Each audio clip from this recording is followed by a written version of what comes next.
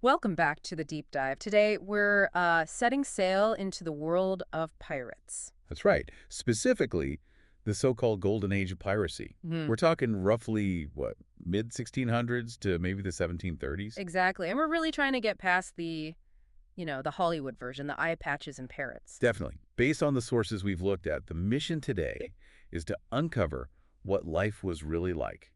The day-to-day grind, the reality. Separating that fact from the fiction, what do these sources actually tell us about them? Well, it's interesting because right away there's this tension. Life was brutal, dangerous, often incredibly short, no doubt about it. But But it also seems to have offered certain freedoms, opportunities even, that you just couldn't find easily elsewhere at the time. okay, so that's the paradox we're diving into. Yep. We'll look at the harsh conditions, the unique kind of rules and societies they set up, why someone would even choose that life. The constant danger, obviously, and then maybe bust a few myths along the way. Sounds good. So let's start with life on board. What was the baseline reality? Well, first things first, pirates were sailors, and the sources hammer this home. It was incredibly hard physical work. Not just firing cannons and waving swords. Not at all.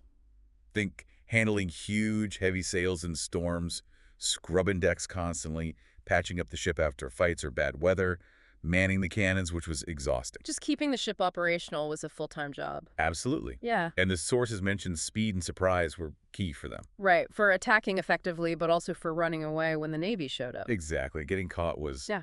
well, usually the end. And the living conditions themselves, I gather they weren't great. Oh, understatement of the era, probably.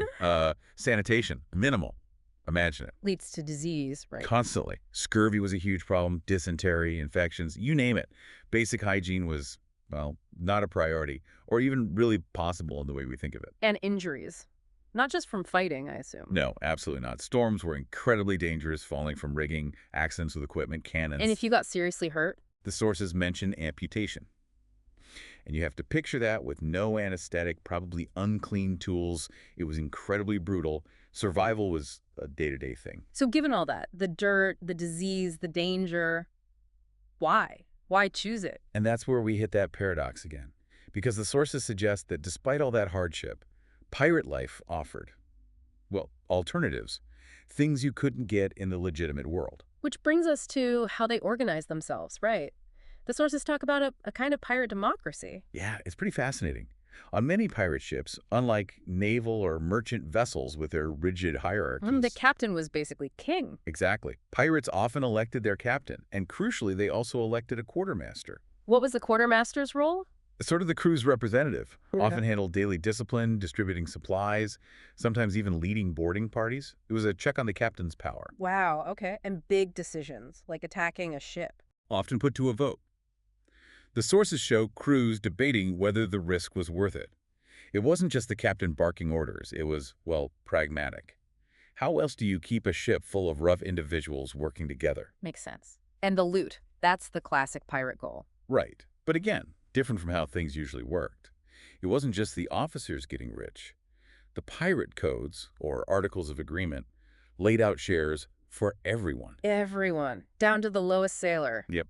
The captain and officers got more, maybe 1.5 or 2 shares, but every single crew member got a share.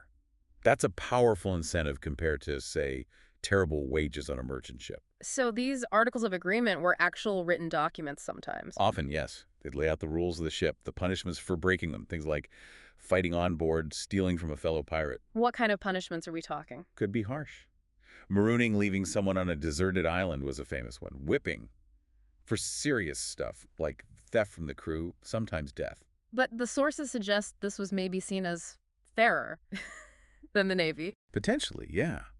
Because it was based on rules the crew themselves had agreed to, not just the whim of a potentially cruel captain, which was apparently quite common on merchant and naval ships. The discipline was strict, it had to be, but maybe less arbitrary. Okay, so that paints a clearer picture of why someone might sign on. Let's break down those motivations a bit more. Well, a big one, according to the sources, was escaping the conditions on those other ships. Low pay, bad food, brutal discipline. Exactly. Many pirates were ex-Navy sailors or merchant seamen who'd just had enough. Piracy offered, potentially, much better income, more autonomy, maybe even fairer treatment under their own code. You also mentioned privateers earlier. Right. These were men essentially licensed by governments to attack enemy shipping during wartime. When the wars ended, suddenly you have thousands of trained sailors with fighting experience and no job. So they just kept doing what they knew. Some did, yeah.